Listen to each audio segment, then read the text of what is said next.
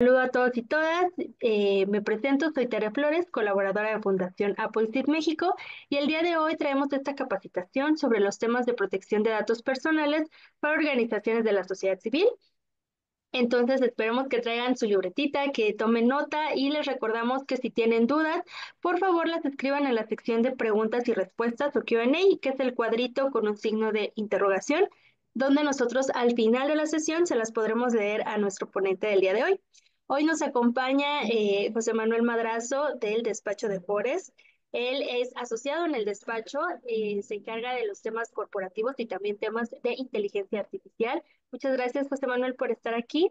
Y bueno, pues antes de darle el uso de la voz a nuestro ponente, voy a lanzar de una vez un cuestionario que nosotros siempre lanzamos para que ustedes lo respondan, por favor, y nos digan qué tanto conocen ya de estos temas o qué tanto aún tenemos, ¿no?, que seguir reforzándolos. Y pues finalmente recordarles que esta sesión únicamente se da con fines informativos, por lo tanto no cubre ni pretende cubrir todo lo que es una asesoría legal. Para eso les recordamos a ustedes que pueden hacer una solicitud de asesoría legal en Appleseed. Todo el servicio es a través de nuestra página, es en línea, y lo único que tienen que hacer es registrarse y hacer la solicitud de asesoría legal. Y pues bueno, sin más, José Manuel, el foro es tuyo. Adelante. Muchísimas gracias, Tere. De verdad, muchas gracias a Appleseed por esta apertura, por la forma en la que hacen las cosas, siempre muy profesional. Y gracias a todos los que asisten a esta conferencia para que podamos aprender juntos. La idea es que sea una plática dinámica dentro de lo que se puede en los temas legales, que son un poco ásperos, pero, pero bueno, vamos a comenzar. Protección de datos personales para organizaciones de la sociedad civil. Yo a lo largo de mi vida he trabajado, digo, no soy tan grande, y he tenido la oportunidad de trabajar en varias organizaciones en las que muchas veces los temas legales se ven un poco de lado y empiezan a haber problemas cuando ya la organización empieza a tener un trato más profesional o más serio, ¿no? Cuando empieza a crecer. Entonces, justo un tema de los más importantes es la protección de datos personales, porque las organizaciones muchas veces tratan con datos que necesitan un tratamiento especial, como pueden ser los datos sensibles, como son a veces de menores, de personas en situaciones un poco difíciles o fuera de lo común, que, que sería un tratamiento un poco distinto al que tenía una empresa o el que tendría a lo mejor un creador de contenido en Internet, que digo, son tratamientos también complejos, pero me emocionó mucho que este fuera uno de los temas a tratar. Entonces, pues bueno, muchas gracias. Vamos a empezar y yo quisiera introducir un tema que es muy reciente, que apenas la semana pasada, o sea, vaya, estamos lo más actualizados. Hubo una reforma en materia de datos personales y acceso a la información. Esta reforma a grandes rasgos lo que hace es que tres leyes en materia de protección de datos y acceso a la información pública se bajaron y se sacaron unas nuevas, muy similares a las que ya estaban, pero obviamente con cierto toque distinto y que enlaza muy bien, bueno, muy bien me refiero en el tema de escribir la ley, o sea, para ser congruente con eh, el tema de la desaparición de los organismos eh, constitucionales autónomos, ¿no? Dentro de ellos el INAI. Entonces, algunas de los cambios que hubo por esta reforma van en ese sentido y vaya, esto supone desde mi punto de vista un cierto retroceso hacia el acceso a la información y una protección de datos autónoma e independiente. Pero bueno, ese es el juego que hay hoy. Y los principales cambios que son en materia de la conferencia del día de hoy están en la Ley Federal de Protección de Datos Personales en posesión de los particulares, que es o sea, la ley tiene el mismo nombre, nada más cambiaron algunas disposiciones adentro. Los principales están en las transferencias de datos, en algunas disposiciones del aviso de privacidad, algunos temas del consentimiento, el tratamiento de los datos, ya se hace una definición de derechos ARCO se hace un cambio importante en el tema de datos personales sensibles, se definen las fuentes de acceso público eh, y obviamente porque ya no va a existir el INAI, cambia la autoridad, que es la Secretaría Anticorrupción y Buen Gobierno, la que toma el papel del INAI, y que también ya los medios de defensa y los procedimientos obviamente se van a hacer ante esa secretaría. Y un cambio muy, muy interesante y extraño es que para combatir las resoluciones de esta secretaría se establece el juicio de amparo como ese medio de defensa para hacerlo. Esto es extraño, ¿por qué? Porque, vaya, normalmente eh, cuando son actos de una secretaría, lo que procede es un juicio de nulidad, un contencioso administrativo. Y es extraño que ahora sea un amparo. Y además porque todavía los jueces y tribunales que van a hacer en materia especializada de protección de datos, pues vaya, no existían. Entonces, lo que le decía a Tere hace un momento es que si bien podemos estar actualizados en cómo está la ley, ya hacer, o sea, poder profundizar en cómo va a ser el ejercicio nuevo de esta ley y cómo está trabajando la Secretaría y cómo están resolviendo estos nuevos jueces, pues son cosas que a día de hoy no hay manera de saber, ¿no? Entonces, ¿y qué criterios están utilizando? ¿Qué dicen que está bien? ¿Qué dicen que está mal? Pues bueno, eso lo tendremos que ir viendo a lo largo del tiempo y estos próximos meses y años. Además de esto, todavía no está como totalmente completa la reforma, porque todavía falta que se hagan las modificaciones al reglamento de la ley y demás disposiciones que en su momento emitieron las autoridades. Y también es lo que les decía hace un momento, ¿no? Esperar el criterio que ahora van a tener las nuevas autoridades, que va a ser muy distinto al que tenía el INAI, porque obviamente el INAI era un organismo autónomo, independiente, que no estaba ligado a los intereses del gobierno en la mayoría de las ocasiones. Y ahora, como es parte esto de una secretaría totalmente ligada al plan del Ejecutivo, pues es distinto, ¿no? Y lo mismo con los jueces y tribunales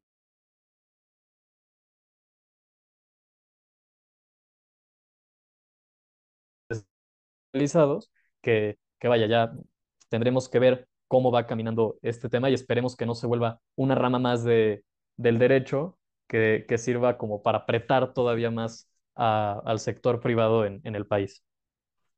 Pero bueno, quitándonos un poco de este como pesimismo o este reto que podría implicar la reforma, vamos a empezar con lo básico, que es qué son los datos personales. Yo sé que a lo mejor esta información es un poco repetitiva para ustedes, pero creo que es importante recalcarlo y les pido un poco de paciencia porque va a valer la pena tenerlo claro. Los datos personales es cualquier información concerniente a una persona. Aquí antes la ley decía que era una persona física.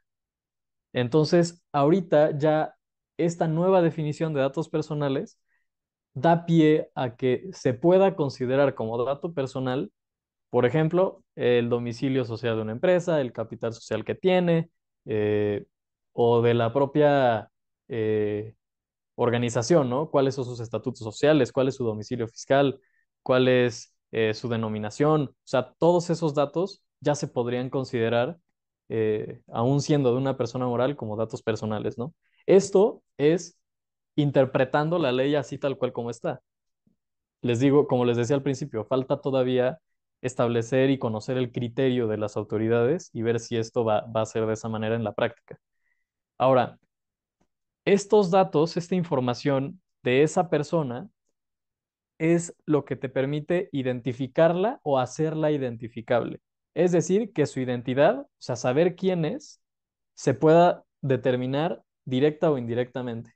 O sea, que tú, gracias a ese dato, puedas conectar esa información y atribuírsela a una persona y poder decir, por ejemplo, no lo sé, yo trabajo en The Forest, tengo 22 años y estudié la licenciatura en Derecho. Entonces son tres datos en los que dentro donde trabajo, todos los de la UDLAP pues quedan descartados, ¿no? Todos los del TEC quedan descartados, todos los de la Libre Derecho quedan descartados.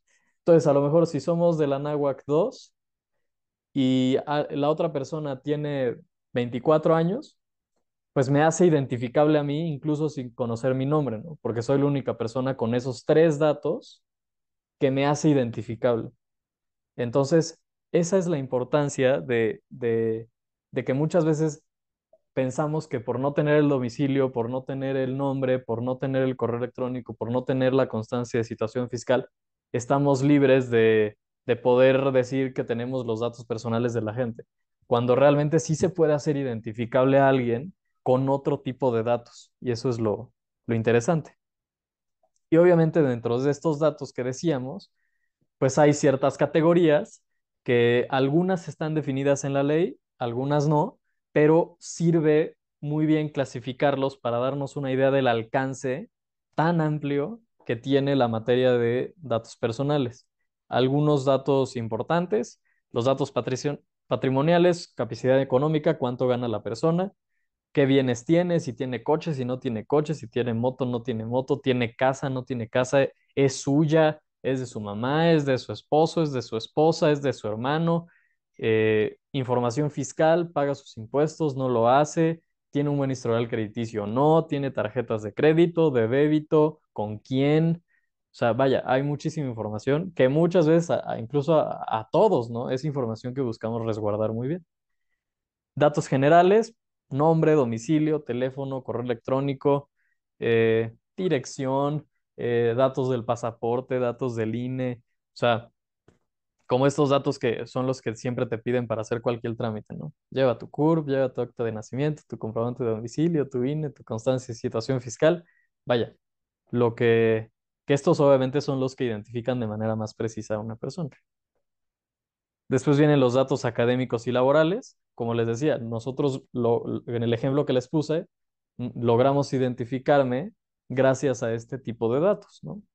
Trabajo aquí, estudié en esta universidad y bueno, la edad, ¿no? Que es un dato más general.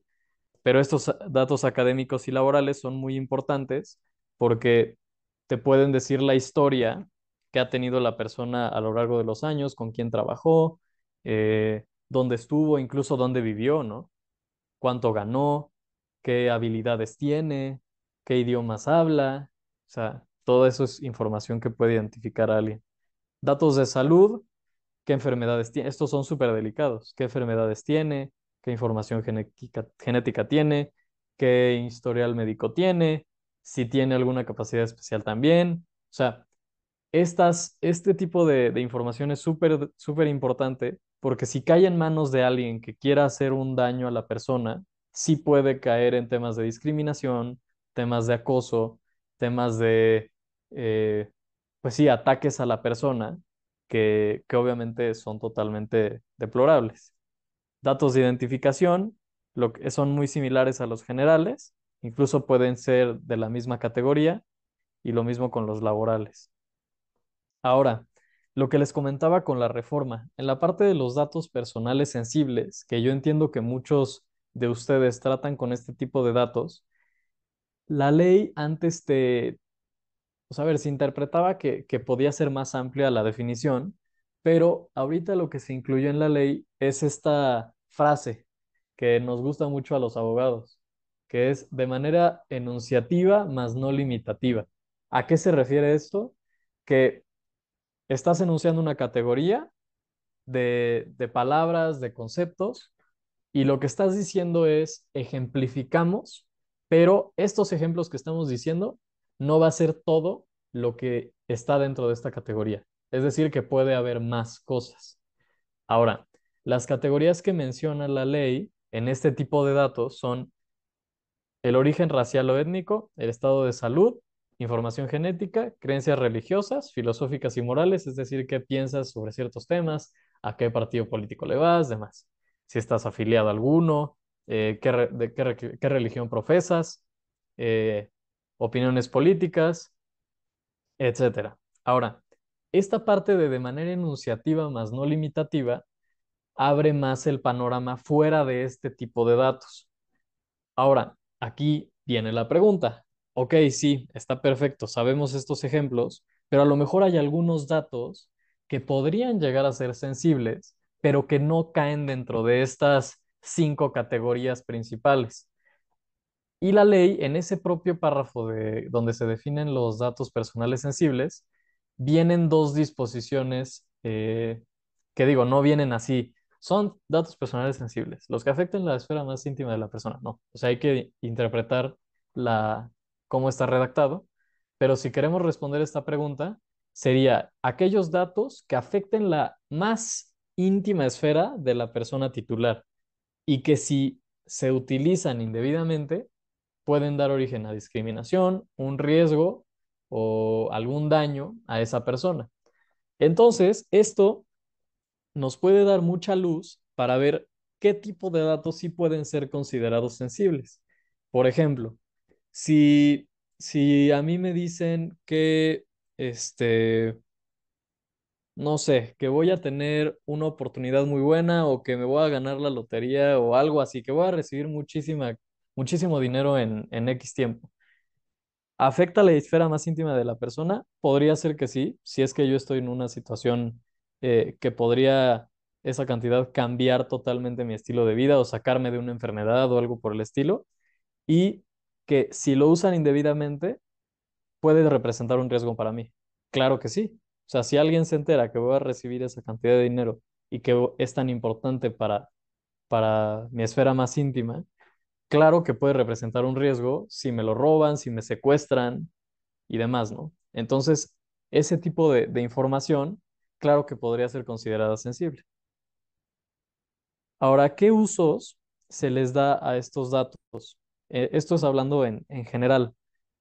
Estos datos sabemos que se usan para identificar a las personas, es obvio, pero ¿para qué? O sea, a nosotros nos interesa muchas veces individualizar a las personas para dar un trato personalizado, para realmente dar un buen servicio, independientemente si es dentro de la organización o fuera de ella, pero siempre poder hablar con alguien de manera precisa, conociéndolo de manera profunda, cambia mucho la perspectiva de la persona. Y esto se relaciona directamente con el segundo punto, que es la personalización. Gracias a poder identificar a esa persona de manera precisa, podemos adaptar productos y servicios a esa persona para sus necesidades concretas. Y después, con el tercero, el marketing, ahora sí podemos mostrar ese tipo de productos y servicios a esas personas que los necesitan. También el tema de análisis y de investigación para la toma de decisiones. También nos sirven estos datos para saber qué les gusta, qué no les gusta, cuánto tiempo pasan en X lugar, cuánto dinero están dispuestos a gastar, cuántos problemas tienen, cuál es la recurrencia. O sea, todos esos datos, esa información que normalmente se recaba en encuestas de satisfacción o en encuestas previas, sí generan bases para decisiones y ese es un uso muy importante que se le da a los datos. Que incluso ayer estaba escuchando otra conferencia de tema de justo de inteligencia artificial y lo que decían, los datos, digo, es muy romántica la frase, pero que los datos van a ser el nuevo oro. O sea, si tienes tú tus datos ordenados, de calidad y que realmente funcionen para tus intereses y los objetivos que tengas, esos datos van a ser muy importantes y te van a permitir brindar un mejor servicio y un mayor crecimiento y mayor impacto, ¿no? Que es lo que ustedes también buscan. Ahora, hay dos definiciones interesantes en la ley que antes no estaba tan claro el tema de tratamiento y transferencia de datos porque habían muchísimos términos que podían a lo mejor entenderse que son lo mismo pero no lo eran, que era el tratamiento, el uso, el aprovechamiento de los datos. Y lo que se hace ahorita es ya dejar muy claro que el tratamiento es como el umbrella grande dentro del que todos esos tipos de verbos se encuentran dentro. Entonces, el tratamiento de datos es cualquier operación o conjunto de operaciones mediante procedimientos manuales o automatizados aplicados a datos personales. Es decir, cualquier cosa que hagas con datos personales, prácticamente. O sea, cualquier cosa. Entonces, obviamente de ahí se derivan muchísimos verbos, ¿no? Relacionados con obtenerlos, usarlos, registrarlos administrarlos, organizarlos, conservarlos, etcétera. O sea, ahí inserte verbo el que sea, ¿no? Entonces, ahí nos podemos dar cuenta que prácticamente con cualquier tipo de relación que tengamos con datos personales, pues ya caemos dentro de un tratamiento, que no necesariamente es malo, es necesario, simplemente es así y hay que cumplirlo eh, como debe de ser.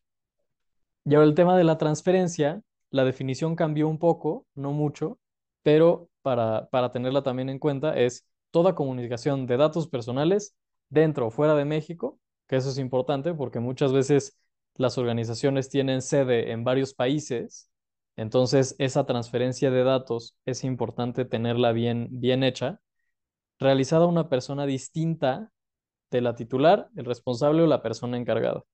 Ahora, aquí es importante porque puede ser que una misma organización, una persona misma, una persona responsable o encargada tenga, ¿cómo decirlo?, presencia en varios lugares y no necesariamente que sean varias personas.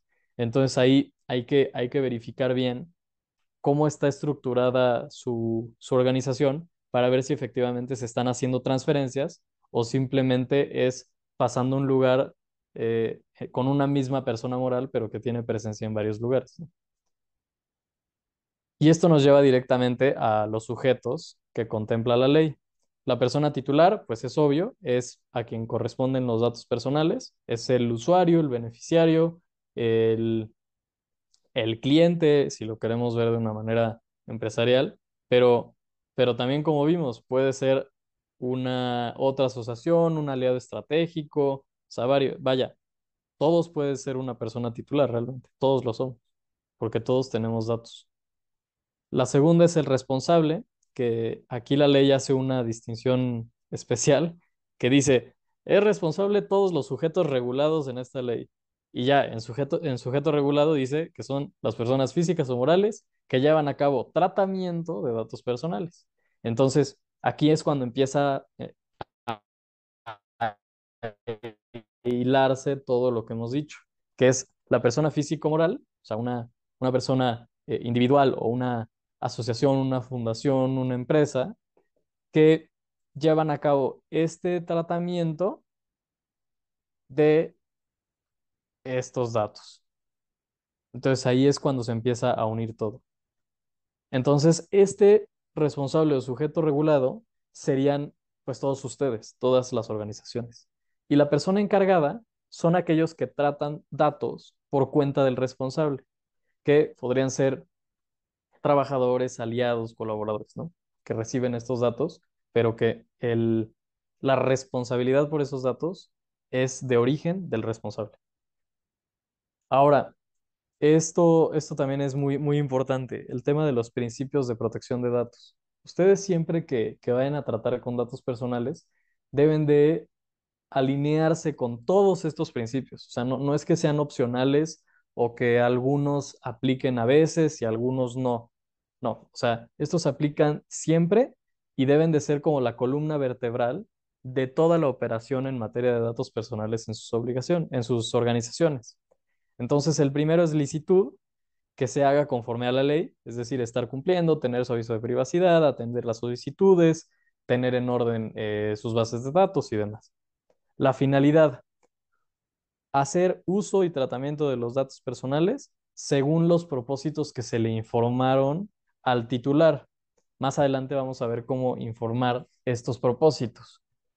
Y este de finalidad se relaciona mucho con el de lealtad, que es sin engañar ni hacer fraudes. Es decir, te estoy diciendo que no voy a transmitir tus datos y no los voy a vender y los termino vendiendo. Oye, ¿cómo? Tú me dijiste una cosa y resultó ser otra. No, hay que ser leales con el trato de datos personales. El consentimiento, como mencionaba antes, tú me dijiste una cosa y me hacías otra. En eso que te di permiso, yo te di mi consentimiento para que trataras mis datos según los propósitos que tú me informaste. Aquí vamos viendo cómo todos van de la mano. Entonces, es esa voluntad del titular de que se traten sus datos según las necesidades que tiene la organización, que pueden ser muy distintas. la información, es decir, que se dé a conocer al titular cómo van a ser tratados sus datos y esto se informa a través del aviso de privacidad. El siguiente me gusta mucho, que es el de proporcionalidad, es decir, solo tratar aquellos datos necesarios y relevantes para la organización. Es decir, si yo voy a contratar a alguien, ¿no? que, que necesito que sea una persona proactiva, que tenga estudios, no sé, a lo mejor si va a dar clases, necesito que tenga estudios de maestría, necesito que esté en el rubro de procuración de fondos, por ejemplo, eh, y que tenga una edad de X. Entonces, esos datos, además de su identificación y demás, yo no necesito realmente saber si tiene una enfermedad crónico-degenerativa.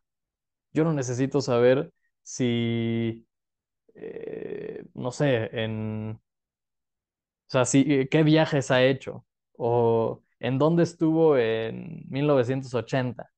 O sea, vaya, son datos que no son necesarios y probablemente tampoco sean relevantes para los objetivos. Entonces, esto, ¿en qué beneficia a la organización? En que no tienes que andar manteniendo y protegiendo datos que no te sirven. O sea, es trabajo extra que te puedes ahorrar y también es responsabilidad extra que te estás ahorrando, porque al final todos esos datos están sujetos a ustedes por ser los responsables.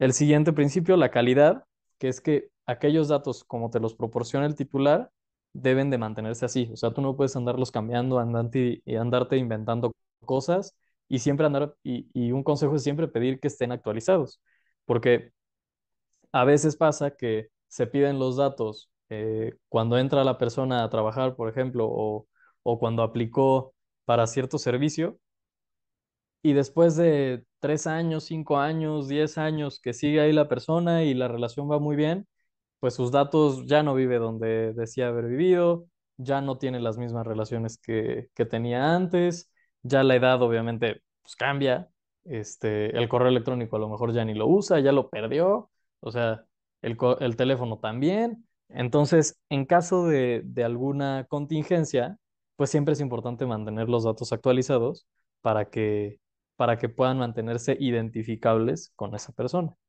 Y la responsabilidad, pues es yo creo que el más importante. O sea que al final, como responsables, estamos obligados a proteger los datos. O sea, ese es como el precio que hay que pagar por recibir esos datos es protegerlos.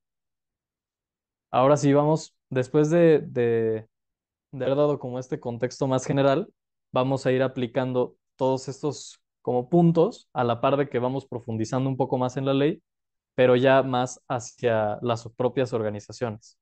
Entonces, digo, he tratado de ir hilando cada punto con ejemplos que puedan ser prácticos para ustedes, eh, pero vaya, vamos a profundizar un poco más. ¿Por qué las organizaciones son sujetos responsables?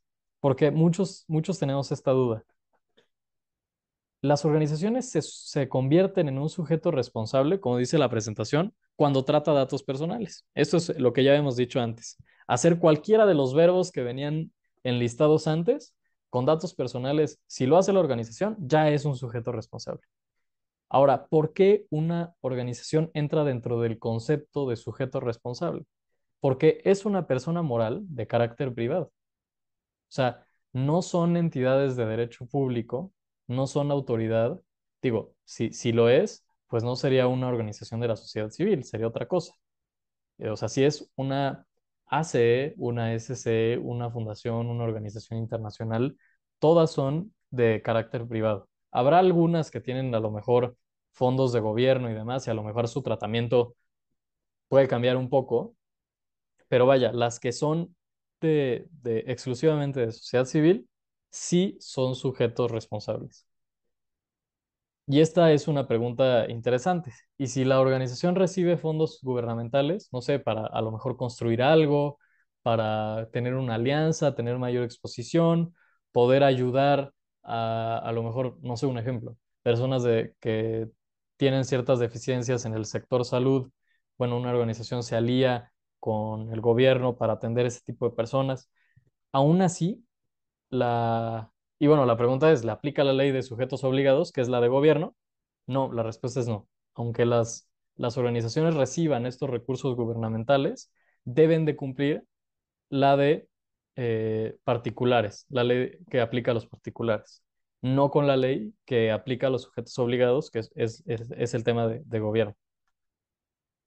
Y ahora, ¿qué casos más comunes se dan en el tratamiento de datos en las organizaciones? Ahí ustedes, vaya, aquí puse tres como muy generales, ustedes ya estarán ahí pensando que hay muchísimos más y soy totalmente consciente, al final ustedes saben más que yo en esto. Pero vaya, son los datos personales de sus beneficiarios usuarios, quienes necesitan ese apoyo, ese servicio que ustedes brindan o esos productos que ustedes venden en su caso. Datos personales de los donantes, de quienes al final de cuentas en muchas ocasiones sostienen a las organizaciones, porque pues obviamente se tiene datos importantes, o sea, es qué capacidad económica tiene la persona, qué banco usa, qué domicilio tiene, quién es su familia muchas veces, o sea, son datos importantes y que muchas veces también podrían poner en riesgo o podrían pasar un mal rato a esa persona si no se protegen correctamente. Sabemos de muchos casos en los que se filtran esas bases de datos y ya andan esas personas recibiendo 20,000 llamadas al día pidiéndoles dinero, ¿no? Entonces es importante cuidar esos datos. Y los datos personales de las personas que están dentro de la propia organización, ¿no? O sea, al final, esos candidatos, esos empleados, esos colaboradores, esos consultores que ayudan a la operación de la organización, también son titulares de esos datos personales y obviamente también tienen que ser protegidos. Y entonces, ¿qué obligaciones, qué deberes tienen estas organizaciones para, o sea, en materia de protección de datos? Uno es guardar confidencialidad, es decir, no estar revelando los datos. O sea, eso es lo principal y por eso la puse como número uno, porque muchas veces, digo, hay formas de revelarlos y de transmitirlos y de utilizarlos para otros fines, claro que las hay, pero hay que hacerlo con orden y hay que hacerlo siempre con el consentimiento del titular. Entonces, estas medidas de confidencialidad son importantísimas para que no haya el día de mañana un procedimiento en contra de la organización porque se revelaron los datos sin el permiso del titular, ¿no? Entonces, es bien importante cuidar esta obligación de no revelar los datos. La segunda es tener estas medidas de seguridad que te permitan cumplir con la primera, ¿no? O sea, si buscas que se protejan los datos, además de protegerlos de que no se hagan públicos, no se revelen, también hay que protegerlos de que no se los roben, de que no los manipulen, no los editen, no los cambien. Y dentro de estas medidas de seguridad, hay tres tipos, que estos tres tipos de medidas una como regla de oro en tema de datos personales es protege los datos de otros, así como proteges tus datos. O sea, si tu organización tienes muy bien resguardados tus datos de cómo están tus estatutos, quiénes son tus principales donadores, quiénes están detrás de la organización, cómo están las finanzas de la organización, cuáles son los planes a futuro de la organización, cuál es ese know-how que hace distinta a tu organización. Toda esa es información importante para ustedes y que obviamente se resguarda. Pues bueno, así como se resguarda esa información, deben de ser protegidos también los datos personales de todos los titulares que se relacionan con ustedes, ¿no? Es como esa regla importante. Como vayan, no hagas lo que no te gustaría que te hicieran a ti. Y entonces dentro de estas tres tipos de medidas existen las medidas físicas, que vaya, es simplemente el entorno físico donde están los datos personales. ¿A qué se refiere con entorno físico? Literalmente sus instalaciones. Entonces, si en un cuarto que se llama archivo es donde están todos esos datos impresos de, no sé, a lo mejor contratos, expedientes, información, sobre las personas, cada quien que tenga su perfil en una carpetita. Ese cuarto, obviamente no cualquiera puede acceder a ese cuarto. Entonces, el tener a lo mejor un, un pase con huella digital hacia ese cuarto es una medida física para proteger esos datos. Y que solo las personas autorizadas con su huella registrada puedan acceder a esos datos. Entonces, esa es una medida física, es una manera muy clara de ejemplificarlo. También, obviamente, prevenir que se dañen los equipos que contienen esos datos. O sea, si junto a nosotros está un río y el primer cuarto, y sabemos que el río se desborda en X fecha del año, y el primer cuarto es el que tiene el archivo, bueno, pues lo mejor sería mover el archivo a otro cuarto, que si se mete el agua se van a destruir los datos y ahí también hay una afectación. Entonces, vaya, son todas esas medidas físicas que, que engloban las instalaciones donde están los datos. También eh, prevenir el daño e interferencia, proteger soportes físicos, recursos portátiles, etc.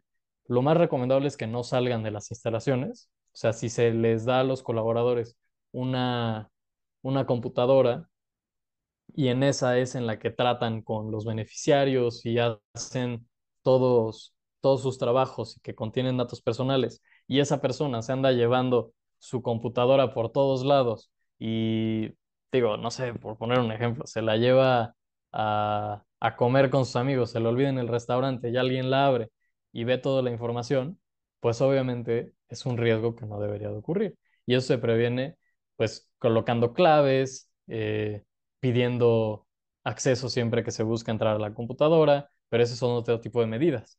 La medida física sería no puedes sacar tu computadora de las instalaciones de la organización, ¿no? Digo, habrá casos que se puede y habrá casos que no, pero este tipo de medidas son las físicas. Después vamos a las medidas administrativas, que de alguna manera son similares, que están enfocadas en los procesos que tiene la organización. Esas reglas internas que, ay, aquí se me fue una U, perdón, pero bueno, son esas políticas que permiten a los colaboradores conocer cómo se tratan los datos y qué reglas existen para protegerlos. Entonces, son estos controles de identificación, de clasificación, de evaluación de la información, de saber reconocer cuándo una información puede ser sensible, cuándo no, cumplir con las normas, capacitar a, a los colaboradores, capacitar a los aliados, darles a conocer el alcance de sus responsabilidades, o sea, saber que si se incumplen es la parte final de esta presentación, pero si incumplen, pues vaya, hay consecuencias, ¿no? O sea, puede haber consecuencias importantes que incluso podrían hacer que cierren, o sea, vaya, es así de gravoso. Eh, y bueno, este tipo de medidas administrativas, así volviendo al mismo ejemplo de la huella para entrar al archivo, la medida física sería no puedes entrar sin poner tu huella, y la medida administrativa es todos tienen que tener su huella registrada y todos antes de entrar a una puerta deben colocar su dedo. Ese proceso, esa regla, esa normativa interna es la medida de seguridad administrativa. Y también obviamente se debe de implementar el análisis de riesgo para identificar si realmente se están cumpliendo o no. O sea, ese análisis periódico de estas tres tipos de medidas son las que van a permitir saber si estamos cumpliendo, si no estamos cumpliendo, qué personas siguen la normativa, qué personas no lo hacen, para con eso mejorar y ver qué se puede corregir. Ese tipo de análisis correctivo también es una medida administrativa. Y finalmente las técnicas, que son más, pues vaya, como su nombre lo dice, más técnicas, que es el entorno digital que cubre esos datos. Y aquí se encuentran obviamente que para acceder a una base de datos electrónica se deba de identificar al usuario, idealmente con biométricos, o sea, porque a lo mejor alguien se encontró la contraseña ahí escrita en un post-it y ya entró, ¿no? Aunque tú lo tengas autorizado con una cuenta de administrador y que solo el administrador pueda acceder a ciertas bases de datos, pues bueno, si alguien encuentra la contraseña del administrador y no está con una verificación de 2 pasos o algo así, o con biométricos, pues esa persona va a entrar y va a poder hacer lo que quiera, ¿no? Entonces, mientras más importantes sean los datos y mientras más sensibles, pues mejor debe de ser esas medidas para protegerlos. También lo que les decía, el sistema de privilegios, para que según las actividades que tenga esa persona, acceda a los datos que necesita. O sea, alguien que está en contacto siempre con los usuarios y beneficiarios, no necesita la información de los donadores, no lo necesita. No necesita información de todo el personal, no necesita información de la nómina, no necesita información de cuánto ingresó a la organización el año pasado o el histórico de hace 10 años. Es información que no necesita. Así como el contador tampoco necesita conocer las enfermedades o las situaciones complicadas que pasan los beneficiarios. Tampoco lo necesita. O sea, hay que cuidar esos sistemas de acceso dependiendo de los roles que cada uno de los colaboradores tenga que hacer.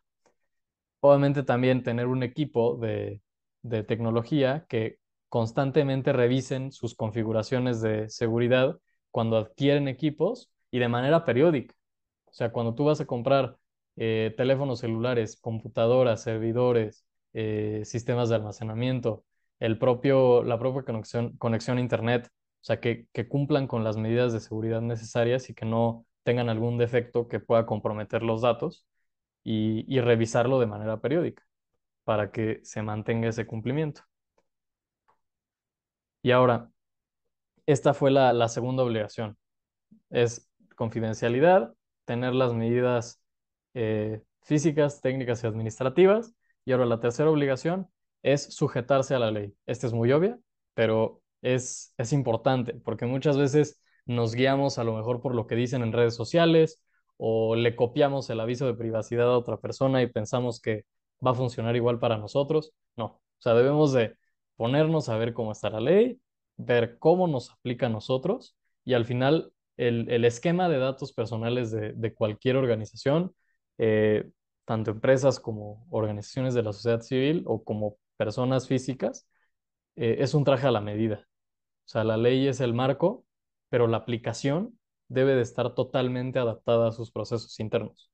Entonces, sí hay que echarle un buen estudio y un buen clavado a cómo está la ley y cómo nos aplica de manera personal. Bueno, no personal, o sea, pero específica a cada una de las organizaciones. La obligación número 4 es la capacitación. Es importantísimo. No estamos tan acostumbrados a darle tanta importancia a los datos personales. Entonces, el personal poco a poco debe de ir aprendiendo a, a proteger los datos y a tratarlos con la seriedad que se necesita. La número 5, tener los procedimientos internos establecidos, porque muchas veces pasa que cuando hay algún tema de datos personales o alguna solicitud o algo así, no se sabe qué hacer, ¿no? Y ahí es cuando a lo mejor se pierde tiempo o, o se puede resolver la manera en una situación más sencilla, pero por no tener el proceso interno de saber qué hacer, pues se generan ese tipo de problemas. Entonces, deben de tener sus procesos claros sobre cómo atender las solicitudes, revisar el aviso de privacidad, hacer el aviso de privacidad, obtener el consentimiento de los titulares, que esto es importantísimo, muchas veces no se hace, tener un archivo correcto y seguro de la información, etcétera. Todos esos son procesos internos que deben de tener. Y dentro de estos tipos de procesos internos, hay como una subobligación, que es lo que les decía hace rato, tratar los datos que solamente necesitan. O sea, procurar también otro tip, si hay información pública o que esté disociada, ahorita les digo que es disociada, pero úsenla. O sea, porque es tener una carga de responsabilidad menor que tener datos personales. ¿Ok? O sea, esta información pública, pues vaya, cualquiera la puede usar, cualquiera la puede mover, hacer, deshacer y no hay problema. O sea, no hay responsabilidad en materia de datos. Y el tema de los datos disociados, que, por ejemplo, estos datos disociados son muchas veces que vemos estos reportes de satisfacción después de haber hecho una encuesta, pero que colocan la reseña, la calificación, a lo mejor, no sé, 4 estrellas. El servicio fue muy bueno, llegó 5 minutos tarde, pero la calidad fue excelente. Y no dice quién lo hizo, no dice el correo electrónico, no dice la fecha, no dice el teléfono de quien puso esa reseña. Entonces, es información que funciona, pero que no, como ya pasó por un proceso de disociación en el que se eliminó esos datos que hacen identificable a quien puso esa reseña, nos permite utilizarlos de una manera más fácil. Entonces, es una recomendación buena para poder transmitir información valiosa sin necesidad de estar transmitiendo datos personales. Por ejemplo, bajando este punto, si se hace esa encuesta de satisfacción desde el punto de vista de los beneficiarios, esos beneficiarios llenan la encuesta, obviamente ustedes saben quién es quién, quién respondió qué, pero a la hora de presentar esa información en la junta anual o asamblea anual que tengan con los donadores, que a lo mejor son muchas veces incluso nuevos o externos o personas que ni siquiera son donadores todavía y son totalmente externos a la organización, ustedes pueden exponer esas reseñas, esas calificaciones, esas buenas opiniones de sus usuarios sin necesidad de estar comprometiendo sus datos personales. Entonces pueden dar una muy buena imagen de la organización con, con información real, con comentarios reales que hayan sido escritos propiamente por los usuarios, pero sin comprometer los datos personales de ellos, ¿no? Entonces, esta es una manera muy clara de solamente utilizar y trazar y tratar los datos personales cuando sea indispensable hacerlo y evitar tratar datos personales sensibles por equivocación. Esto es importantísimo, porque muchas veces los pedimos sin considerar que son sensibles y el tratamiento es distinto y a lo mejor los pedimos sin los requisitos que marca la ley para tratar los datos sensibles. Entonces ahí ya hay un incumplimiento importante. La obligación número 6 es organizar los datos personales de manera correcta, mantener siempre un orden, mantener siempre una clasificación, tener el detalle de cómo están organizados los datos, cómo están, dónde están. O sea, también muchas veces sabemos, pasa eso, que ya ni siquiera se sabe muchas veces dónde están alojados los datos o ni sabemos que tenemos esos datos, ¿no? Y eso muchas veces es muy peligroso, lo que no sabemos que no sabemos. Y también cuando sean bases de datos de terceros, asegurarnos de que esa información que ese tercero recabó haya sido recabada y vaya a ser transmitida a nosotros, siguiendo un correcto, eh, procedimiento y orden. O sea, que realmente se haya obtenido el consentimiento del titular, que haya consentido la transmisión de sus datos. O sea, es importante. Y esto es lo que les he estado platicando. Aquí la reforma hace un cambio pequeño, porque antes se decía que nada más era la manifestación de la voluntad de la persona titular. Ahora le agregaron el tema de que sea libre, específica e informada. El tema médico ya estaba muy posicionado el tema del consentimiento informado. Ahora ya se hace este concepto un poco distinto, obviamente, porque no está enfocado 100% a la práctica médica, pero ya se mete de manera general en la protección de datos. Entonces, el consentimiento del titular debe de ser libre, es decir, que no esté eh, manipulado por una amenaza, manipulado por un pago, manipulado por cualquier cosa, ¿no? Específica, que es que sea preciso, sea claro qué se está consintiendo. Informada, pues es, oye, te estoy informando qué vas a consentir, con qué vas a estar o no de acuerdo, y ya tú emitirás tu decisión, ¿no? Pero antes te informo de qué implica esa decisión. Entonces, este consentimiento debe de ser dado por el titular o su representante legal. Es cualquiera de los dos. Muchas veces es muy frecuente que tratemos directamente con el titular, ¿no? Y esto obviamente busca proteger su privacidad y su autodeterminación. autodeterminación, esto en relación con la información que tiene. Y esto permite obviamente que la persona tenga control sobre cómo se van a usar sus datos, obviamente conforme a la ley. O sea, ahí la persona va a tener total claridad de qué pueden hacer y qué no pueden hacer.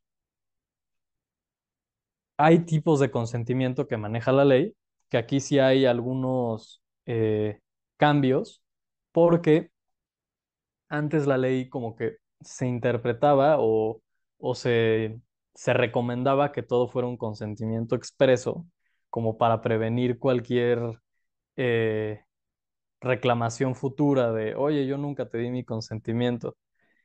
Ahora la ley lo que hace es, con la reforma, acentuar todavía más esto. O sea, dice que el consentimiento tácito, que es cuando la persona manifiesta eh, su voluntad, es un poco tricky esto, pero es cuando manifiesta su voluntad sin manifestar su voluntad en sentido contrario. O sea, es, te presento mi aviso, tú no me dices que no, y entonces ya estás consintiendo tácitamente que lo aceptas, ¿no? Siempre y cuando se le haya puesto a disposición el aviso, obviamente. Que esto muchas veces se ve claramente en las páginas de internet, ¿no? O sea, para acceder al servicio, para acceder a la reunión, para acceder a cualquier cosa, a la información, está exhibido el aviso y tú aún así lo llenas del registro, todo pagas o lo que sea, y ahí estaba el aviso y tú no dijiste que no. Entonces ya consentiste tácitamente el aviso y manifestaste tu voluntad al no decir que no.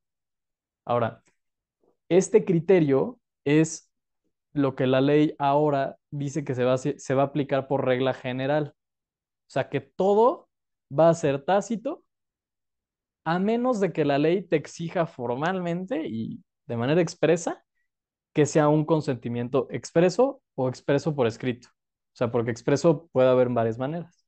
Entonces, vamos a pasar al siguiente. El consentimiento expreso puede ser verbal, por escrito, por medios electrónicos, ópticos, signos inequívocos o cualquier otra tecnología. Esto también es, aquí se me fue subrayarlo, pero esta parte de cualquier otra tecnología también es uno de los cambios. Ahora, ¿cómo se ve este tipo de consentimiento? Casillas en páginas web, picarle check a un box, un mensaje de WhatsApp de acepto, un correo electrónico de acepto, un contrato, o sea, que esté dentro del contrato, por ejemplo, laboral, se dice que el aviso está disponible en tal y firma la persona, pues ese es un consentimiento expreso y por escrito. O sea, vaya, hay varias maneras de hacerlo. También, y finalmente, que es el más sólido, por así decirlo, es el expreso por escrito, es decir, impreso con tu firma o firmado electrónicamente conforme a la ley. Porque obviamente es como dice acá, firma autógrafa electrónica u otro mecanismo de autenticación que permita identificar plenamente a quien está firmando. O sea, que no es, que no quede duda de quién aceptó eso. ¿Ok? Ahora, el expreso es, o sea, lo que la ley te exige es que sea para datos financieros o patrimoniales. O sea, si alguno de los datos que comentamos hace pues, prácticamente al inicio de la presentación eh, son los datos que ustedes utilizan, el consentimiento para usarlos tuvo que haber sido expreso. O sea, si ustedes ya los tienen y nunca tuvieron el consentimiento expreso, ahí hay un problema y habría que pedir ese consentimiento expreso para ustedes tener esa seguridad de que tienen un respaldo de decir, oye, tengo tus datos financieros y patrimoniales y tú me diste permiso de manera expresa. A lo mejor no por escrito, pero sí de manera expresa. Y es lo que exige la ley. Ahora, expreso y por escrito es para datos sensibles. Y aquí es cuando lo relacionamos con el cambio que se vio al inicio de la presentación, el tema de manera enunciativa más no limitativa. Entonces, aquí hay una cierta contradicción porque los datos sensibles ya parece que es una amalgama muy general, pero nos dicen que el consentimiento tácito va a aplicar por regla general. Entonces, ¿a qué le hacemos caso? ¿No? Saber si ya los datos sensibles, como pueden hacerlo identificable y pueden representar un daño para la persona, si se revelan, oye, pues son muchísimos, o sea, muchísimos datos pueden caer en esa clasificación. Entonces, todos esos datos deberán de ser expreso y por escrito. Entonces, eso operativamente puede cambiar muchos procesos. Pero si nos vamos con la finta de, pues aplicamos de forma general el consentimiento tácito, pero si después la autoridad dice y se le ocurre disponer que todos los datos son sensibles y tú nada más lo hacías de forma tácita, pues puede que caigas en un incumplimiento. Entonces, la recomendación aquí es, si sus procesos ya están priorizando el consentimiento expreso por escrito, mantenerlo de esa manera. O sea, mientras más claro sea, siempre es mejor, mucho mejor. Y cuando no se pueda tener ese consentimiento expreso y por escrito, y tenga que ser tácito o expreso, aunque sean datos financieros o patrimoniales, la recomendación es que sea por escrito. O sea, siempre es mejor. Pero bueno, cuando no se pueda, pues no pedir este tipo de datos. O sea, pedir datos más fáciles, ¿no? Más sencillos. O utilizando preguntas que hagan que el usuario no dé ese tipo de información que pueda poner en riesgo a la organización. Entonces, este consentimiento desde el punto de vista del usuario, o del titular más bien, se puede revocar siguiendo lo que diga el aviso de privacidad. O sea, dentro de su aviso, ustedes pueden, o bueno, más bien deben, decirle al titular cómo pueden revocar su consentimiento, a través de quién, cómo lo pueden manifestar. Ahora, hay algunas situaciones en las que no es necesario y la ley no pone una obligación para recabar el consentimiento. ¿Cuáles son estas situaciones? Cuando cualquier disposición jurídica lo disponga, antes decía, en vez de disposición jurídica, decía ley, entonces solo aplicaba a leyes. Pero si aquí un reglamento, una circular, un informe o lo que sea que sea una disposición jurídica, diga que no sea necesario recabar datos, perdón, recabar consentimiento, se podrá hacer sin consentimiento. Siguiente punto, cuando los datos estén en fuentes de acceso público. Aquí es importante saber, eh, pues vaya, las fuentes de acceso público son un concepto que cambió, bueno, no es que haya cambiado, pero se precisó mucho en la reforma, que son esas bases de datos, esos archivos, esos sistemas o información en general, que por disposición de ley, o sea, esto sí, por disposición de ley, puedan ser consultadas públicamente. O sea, no sé, temas de, eh, pues sí, como esa información que está disponible de manera pública y incluso con el pago de una contraprestación, o sea, que ustedes paguen por el acceso a esa información. Eh, Ahora, aquí es un tema importante. Ya no se considera una fuente de acceso público cuando la información sea obtenida de manera ilícita. Ahora, eso muchas veces no lo sabemos. O sea, no sabemos si esa información que está en una fuente de acceso público fue obtenida de manera correcta o no. Entonces, obviamente hay que acceder a estas fuentes cuando sepamos que vienen de una institución confiable. Ahora, el siguiente punto es cuando los datos hayan sido sometidos a un proceso de disociación, que es lo que decía de quitarle el nombre, quitarle el correo, quitarle la foto y que solamente aparezca la información que nos interesa.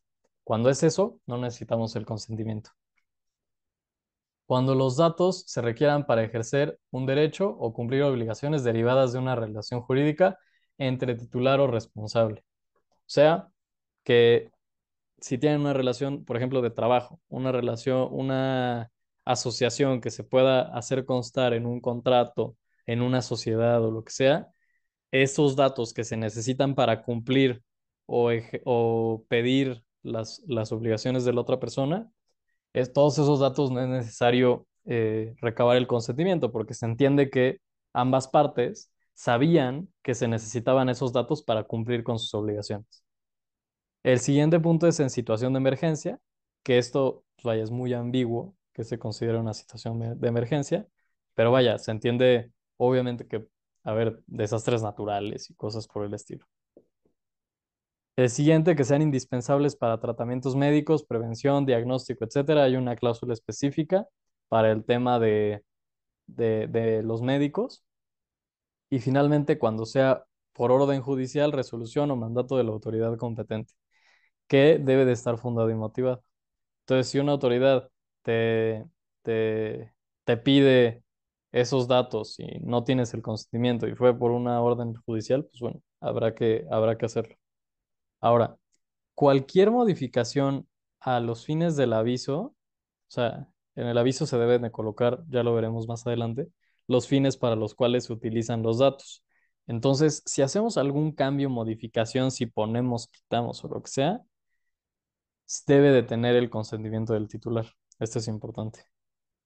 Ahora, un José tema Manuel, también, perdóname que te interrumpa, nada más acá también les dime. comentamos a todos nuestros asistentes, las dudas las vamos a leer al final de la sesión, pero por aquí hay una pregunta que creo que vale la pena que nos dicen aquí. ¿Puedes dar más ejemplos de fuentes de acceso público, por favor? Sí, mira, es una definición complicada, pero a ver, las fuentes de acceso público pueden ser, este, no sé, aquellas fuentes de información en las que te piden un pago para tú acceder a esos datos personales, que muchas veces esos datos no es que te venga así una base de datos casi casi como del FBI que te diga dónde vive la persona y todo. No, pueden ser, o sea, no se me viene alguna como clara ahorita a la mente, a ver si después en la presentación me viene alguna, pero son esas fuentes de información que son públicas, que la ley permite que sean consultadas públicamente o o sea, ninguna ley las limite, o sea, que no esté prohibido por la ley y que puedan ser por el pago de una contraprestación. O sea, no sé, se me ocurre, por ejemplo, a ver, ya se me ocurrió una, que la base de datos de proveedores de servicios legales. Es una fuente de acceso público, cualquiera puede acceder a ella, te pueden cobrar o no por acceder, no está prohibido y en esa base de datos viene la razón social de todos los despachos en México, por ejemplo, y a lo mejor a qué se dedican, ¿no? Entonces, esa puede ser una fuente de acceso público. Perfecto, muchísimas gracias. Y justo también nos preguntaron que si también nos puedes aclarar un poquito más sobre el procedimiento de disociación que también se mencionó en la anterior. Sí, el procedimiento de disociación es, por ejemplo, siguiendo el tema de las bases de datos, que una organización que se dedica a tratar con menores, por ejemplo. Esa asociación hizo una encuesta el año pasado a sus 5,000 beneficiarios y tiene todas las calificaciones, las reseñas de el sur del país, ¿no? O sea, todos sus beneficiarios están en el sur del país y quiere hacer una colaboración con otra fundación pero que opera en el norte del país, también en tema de menores. Entonces, esa transmisión de los datos de esas encuestas y de esos estudios representaría pues cierto riesgo hacia la protección de los datos personales de los menores o de los padres encuestados. Entonces, y obviamente que requeriría el consentimiento, ¿no? Entonces, a lo mejor esa fundación no lo tiene. Entonces, lo que se hace, y también la otra fundación, la del norte, pues necesita garantizar que esa información que va a recibir, la recibe de manera correcta y cumpliendo con la ley. Esto hablando de la Asociación del Sur. Entonces, lo que se hace en el procedimiento de disociación es que la asociación que está en el sur lo que hace es, dentro de su base de datos, donde cayó toda la información de la encuesta, en donde dice, fulanito, menor de edad, sus padres son tal y tal, respondieron el 27 de marzo de 2025 que el servicio es buenísimo, las instalaciones son preciosas, X, ¿no? Calificación 9 de 10. Ahora va el siguiente, ¿no? Sultanito, y así, o sea, como muy preciso, correo electrónico tal, dirección tal, y así. Entonces, el procedimiento de disociación sería, eliminamos todos los nombres, todas las direcciones y demás, y solo ponemos en el reporte esas reseñas, sin decir quién las puso, para que no sea identificable la persona. Ponemos la calificación, el promedio general, a lo mejor hacemos el análisis de los domicilios, ¿no? O sea, la calificación fue mejor en Puebla, en Oaxaca bajó un poquito, en Guerrero también, en Chiapas ahí mejor, Tabasco sorprendió, ¿no? Por ejemplo. Y ese análisis de la información no necesitas andar transmitiendo quién lo dijo. Entonces, ese procedimiento de disociación te permite transmitir esa información de valor a la Asociación del Norte y que esa asociación pueda estudiar y decir, ah, ok, ya veo que funcionan muy bien, ya veo que a lo mejor podemos ajustar un poco sus medidas en estos estados, pero todo eso nació de datos personales eh, sin un procedimiento de disociación, pasan por este proceso para que puedan ser compartidos sin ningún problema y también recibidos por la otra asociación de manera segura y sin preocuparse por, por estar incumpliendo o porque la otra asociación tenga algún incumplimiento, ¿no? Perfecto, muchas gracias. Aquí nada más, justo de la pregunta anterior, nos preguntaban, entonces, por ejemplo, podrían ser la información que está dentro del registro público de la propiedad del comercio o las listas que están en el INPI o en INEGI. Sí, porque al final de cuentas eso también es información pública. Incluso en muchos estados, por ejemplo, aquí en Puebla, para tú acceder a la información del registro público de comercio no hay un pago de derechos. Pero si quieres acceder a la información del registro público de la Ciudad de México, sí. Entonces ahí es donde viene que a veces va a ser necesario hacer un pago y a veces no. Pero al final esa también es información pública. Perfecto, muchísimas gracias. Si gustas, podemos continuar. Perfecto. No, muchísimo gusto. Están muy buenas sus preguntas. Este, siguiendo un tema importante, muchas veces estas organizaciones tienen acceso a los datos de menores e incapaces. Incapaces a mí se me hace una palabra fea, pero vaya, así es como lo denomina la ley y sabemos que nuestras leyes son medio antiguas, pero bueno, así es como se denomina. Para hacer uso de estos datos, de este tipo de personas, se debe de obtener el consentimiento de los padres, tutores o representantes y aquí es un tema complejo que yo creo que podría tener su propia sesión de 2 horas para analizar este tema, porque las reglas de la legislación civil tienen muchas, o sea, que son las que aplican acá. O sea, esta regla de los menores incapaces no viene en la ley de protección de datos, no viene ahí, ni en la de derechos de autor, que es la que engloba el tema de imagen. No, o sea, esto lo puse, vaya, porque sé que es importante para ustedes. Pero las reglas de la legislación civil tienen muchísimas variables. O sea, si están los dos papás, si se divorcian, si se murió uno, si desapareció, si después se queda con el abuelo, si es abandonado, si tiene un tutor, si no tiene un tutor, si tiene dos, o sea, son muchas variables, ¿no? Y tendríamos que ver caso por caso. Ahora, lo que les puedo recomendar en este tema es hagan las preguntas que tengan que hacer.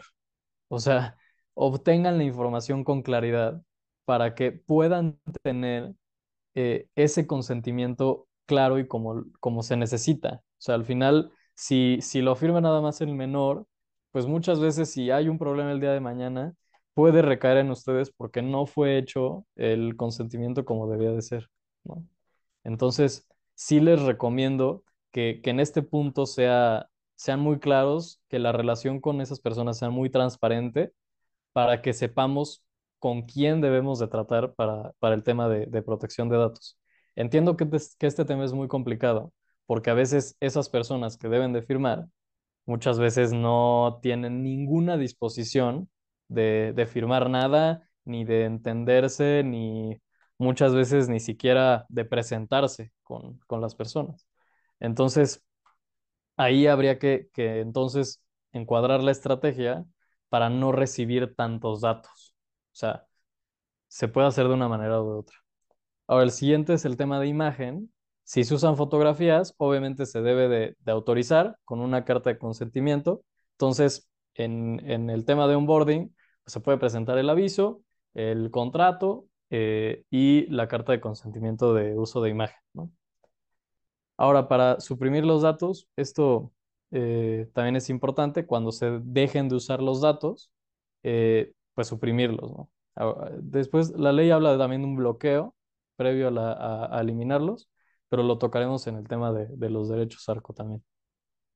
Y la octava obligación, que es también súper importante, es tener su aviso de privacidad, obviamente. Aquí es también muy frecuente que nos lleguen personas y, hazme mi aviso de privacidad. ¿Me lo entregas en cuánto? ¿En 3 días?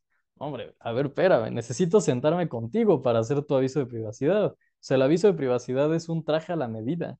Necesito conocer tus procesos, necesito conocer qué haces, qué necesitas, qué información realmente recabas, cuáles son tus planes a futuro para ver que ese aviso sea aplicable cuando implementes esos planes y mantenerlo actualizado. O sea, no es un tema de que sea aplicable para todos y listo, ¿no? Obviamente hay reglas generales, pero, pero sí hay que tener conciencia de eso. Un buen aviso de privacidad es uno que, que se hace en equipo. O sea, obviamente la parte legal que pone los requisitos, pone los límites y demás, pero la parte de la organización, la empresa, en su caso las organizaciones, pues ponen esta parte de la operación, ¿no? De qué es lo que realmente hacemos, qué es lo que realmente usamos, para que el punto de vista legal pueda englobar toda esa operación de manera correcta y no esté lo legal por un lado y la operación completamente de otro lado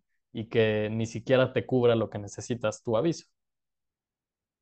Sirve para informar a los usuarios sobre el manejo, tratamiento de los propósitos para los cuales necesitas los datos, la seguridad que tendrán sus datos, ¿no? O sea, todo lo que va a necesitar informarle para saber cómo están sus datos contigo.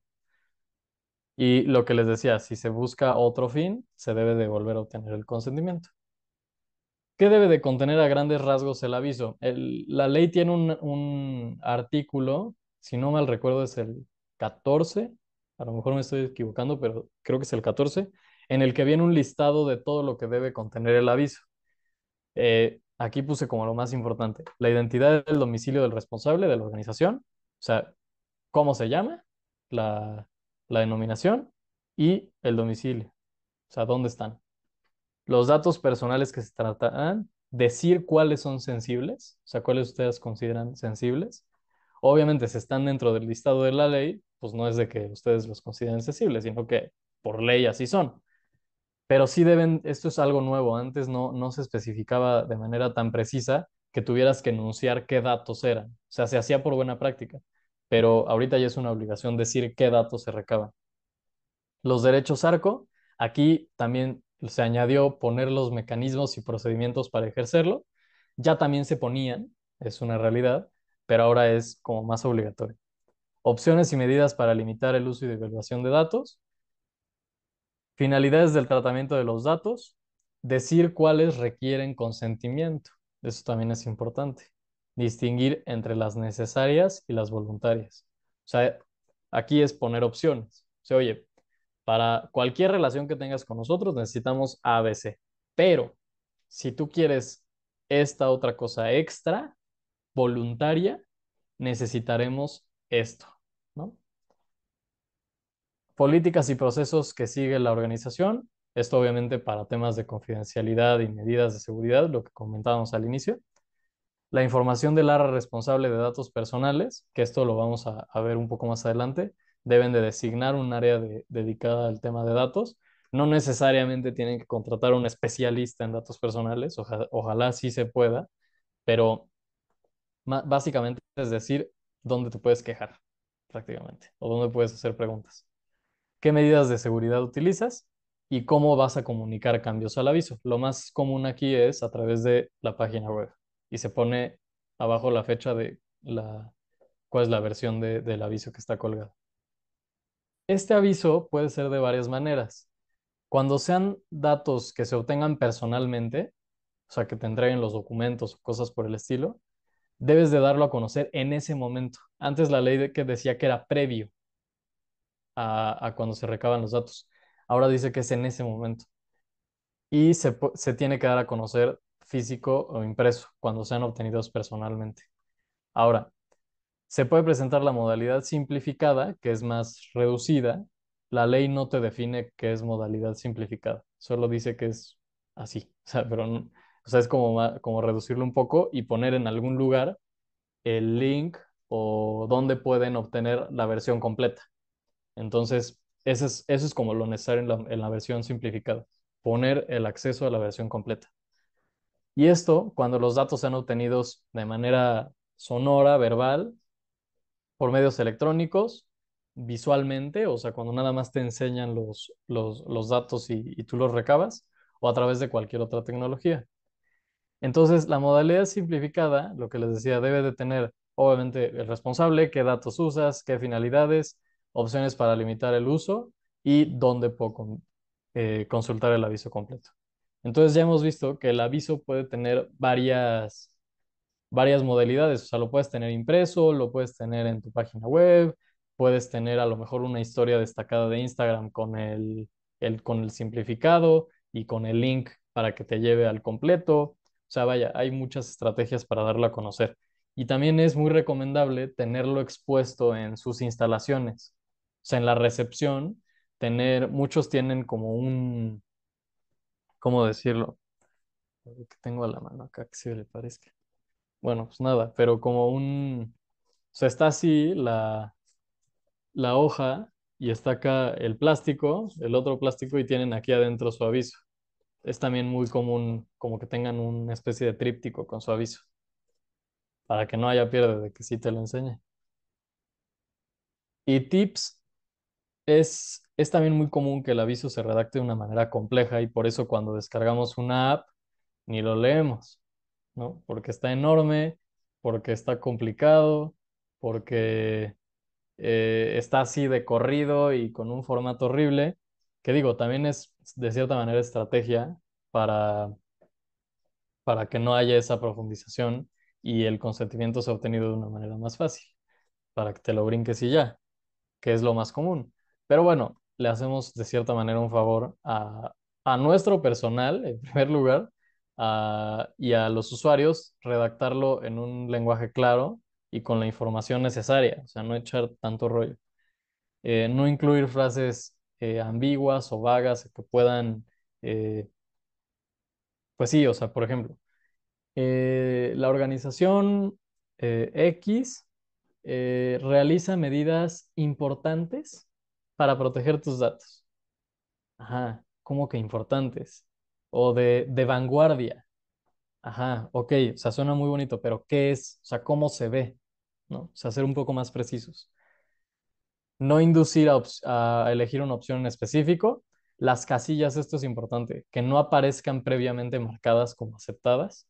O sea, si van a llenar un formulario y viene su aviso, que esa casilla donde viene aceptar el aviso no esté precargada. Eso es importante. No remitir a textos que no estén disponibles para el titular. Es muy común que pongan dentro del reglamento interno o dentro del código de ética y no ponen el acceso al código de ética. ¿Ok? O sea, es importante que toda la información a la que se haga referencia en el aviso se pueda consultar. Debe ser accesible en varios formatos, como ya comentábamos antes. Se debe de capacitar al personal según su contenido, porque muchas veces pasa que se hace el aviso, después de 10 años ya cambiaron todos los procesos de la organización y el aviso sigue diciendo los procesos de hace 10 años. Entonces, al final el aviso es a lo que tú te estás obligando. Entonces, si cambian tus procesos y afectan el aviso, hay que cambiar el aviso también. Y por eso hay que revisar su vigencia regularmente e incluirlo en sus contratos y demás documentos para que todo sea dentro de un mismo proceso. Y esto es lo que les decía antes, se debe de designar a una persona o departamento responsable del tema de datos personales en la organización. Lo que les decía, esto puede recaer en un departamento ya existente, como el legal o el de cumplimiento, son los más comunes. Aquí pueden escanear este código, creo que se ve un poco pixelado, a ver si les deja. Pero bueno, si no pueden, pueden buscarlo como ABC aviso de privacidad INAI. Esto a lo mejor cambia, porque obviamente el INAI ya no va a estar, pero ofrecía esta como guía básica para redactar su aviso.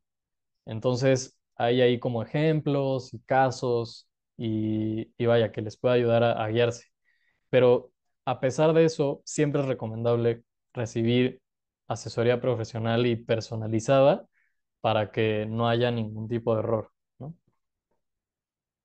Esto, bueno, también es importante, la ley ya ahora contempla todas esas certificaciones que hay en tema de datos personales, como aquí podrían ser, por ejemplo, las ISO, que te certifican en un tema de buenas prácticas, en tema de datos personales.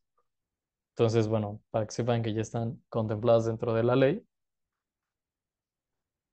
Esto de transferencias ya lo habíamos visto, que es cuando busques a transferir datos personales a terceros, se debe de comunicar en el aviso de privacidad a estos terceros para que puedan cumplir todo lo que el titular dijo que está de acuerdo. O sea, si el tercero tiene ciertos procesos que no van acorde a tu aviso o a lo que tu titular aceptó, por eso le debes de mostrar el aviso de privacidad para que ese tercero te diga, oye, fíjate que mis procesos no van acorde con lo que aceptó tu titular y bueno, se tendrá que obtener el consentimiento del titular para hacer ese tipo de procesos.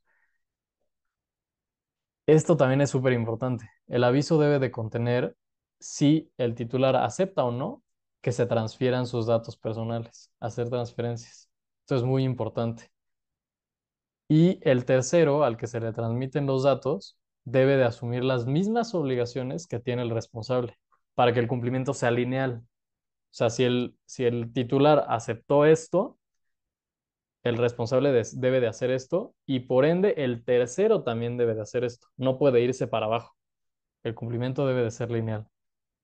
No se necesita consentimiento cuando esta es una lista similar a la que vimos la vez pasada, pero cambia en algunas situaciones. ¿Cuándo se pueden hacer transferencias sin necesidad de consentimiento? Cuando esté prevista en una ley o tratado. Aquí sí le dejaron ley o tratado, nada de disposición jurídica. Cuando es asuntos médicos, como vimos en la pasada. Cuando se realiza a sociedades controladoras, subsidiarias o afiliadas bajo el control del responsable. O sea, organizaciones hermanas, que realmente sí se ejerza un control. La definición de control es una definición más fiscal, pero es que se ejerza control en el órgano de administración, que esté dentro del capital social, que tenga cierto porcentaje de mayoría de participación, que sus procesos directivos sean iguales o estén bajo las mismas personas. De esas maneras se ejerce control. Pero para entenderlo de manera simple, es que se opere con sociedades hermanas, ¿no? O con organizaciones hermanas cuando sea necesario en virtud del contrato o por celebrar, o sea, que ya esté o se vaya a celebrar en interés de la persona titular, el responsable y un tercero. O sea, que los tres estén dentro de esa relación. Porque obviamente ya, como les comentaba antes, se entiende que esos datos y esas transferencias son necesarias para cumplir ese contrato. Sea necesaria o exigida por ley, por un tema de interés público, que le encanta a este gobierno el tema de interés público y seguridad nacional y así, pero bueno, para mantener o cumplir una relación entre el responsable y la persona titular, como veíamos antes. Es una lista parecida, pero la que nos puede ayudar aquí muchísimo es el tema de las sociedades hermanas, ¿no? Que aquí no habría ningún problema. Y ahora un tema que está súper, súper de moda también es el tema de los derechos ARCO, porque ya se incluyó una definición en la ley, una definición muy sencilla, nada más te dice derechos ARCO, son acceso, rectificación, cancelación, oposición. Antes te los enlistaban todo el tiempo, entonces ya ahorita pusieron una definición para hacerlo más fácil. Y los titulares lo que tienen derecho es acceder a sus datos, conocer qué tienes de ellos, que es el acceso, rectificarlos, o sea, corregirlos o hacer cambios cancelarlos, o sea, el derecho de cancelación, si no se usan conforme al autorizado, o simplemente pues ya no quieren que los sigas teniendo. O sea, no necesariamente debe de haber un incumplimiento, pasando antes por un bloqueo. Oponerse al uso de datos por razones legítimas. Oposición. Aquí es un tema que sí la ley trató mucho, la reforma del tema de oposición, lo vamos a ver más adelante. Y bueno, esta solicitud de derechos debe de incluir ciertos requisitos que están en la ley y el procedimiento debe de ser gratuito. O sea, ustedes no pueden cobrar por andar respondiendo a ejercicio de derechos arco de los titulares. Solo se podrá cobrar el tema de costos por a lo mejor copias o envío de carpetas, que lo más probable es que sean el de acceso. Ahora, el tema de oposición, esto es importante. El titular se puede oponer en dos casos. Cuando existe una causa legítima y evitar que cause un perjuicio o daño. Este es el caso uno, cuando le vaya a afectar y él diga, oye, antes de que me afecte o ya me está afectando, vamos a cancelar y yo me opongo a que uses mis datos. Es el primer caso. Y el segundo, este es muy interesante, sobre todo por el tema de inteligencia artificial. Cuando sus datos vayan a hacer uso de un tratamiento automatizado. O sea, que sea por bots, que sea por mailing o cosas por el estilo, ¿no? Que obviamente cause una afectación a sus derechos y puedan incluso, o sea, por decir que estaba muy de moda el tema de las aplicaciones laborales, que recibías currículums y los estudiaba una inteligencia artificial antes de llegar al reclutador, ¿no? Entonces, este tipo de tratamiento automatizado que califica, aquí dice, destinados a evaluar determinados aspectos personales, o sea, como la capacidad, su rendimiento y demás. O sea, este tipo de tratamiento automatizado, como ese ejemplo de los currículums, el titular se puede oponer a ese tipo de tratamiento y decirte, no, a mí me revisas como debe de ser, con una persona. ¿Ok? El tema de cancelación, antes la ley se limitaba hasta acá, que era en todo momento el titular tiene derecho a solicitar la cancelación de sus datos y ahora lo expandieron de los archivos, expedientes y sistemas del responsable para que los mismos ya no estén en su posición. O sea, si ustedes tienen los datos enlistados, además de borrarlos de sus bases de datos, si los tienen en archivos, expedientes, sistemas que usen ustedes, también se deben de borrar de ahí si ejercen su derecho de cancelación. Esto yo creo que me lo voy a brincar por tiempo, pero bueno, hay que conocer también los plazos del ejercicio de derechos arco, porque la persona lo puede ejercer en cualquier momento. Aquí no es de que, me incumpliste o me tuve la intención de oponerme y nunca metí mi solicitud, no pasa nada. O sea, no es de que después de 5 años ya se perdió el derecho, no, en cualquier momento se puede. Y después de 20 días de que se recibió la solicitud, ustedes como organizaciones están obligados a comunicar qué resolución le van a dar. O sea, si les pidieron cancelar y es procedente, pues bueno, le van a decir, ok, vamos a cancelar tus datos. Para hacer eso o sea, tienen 20 días.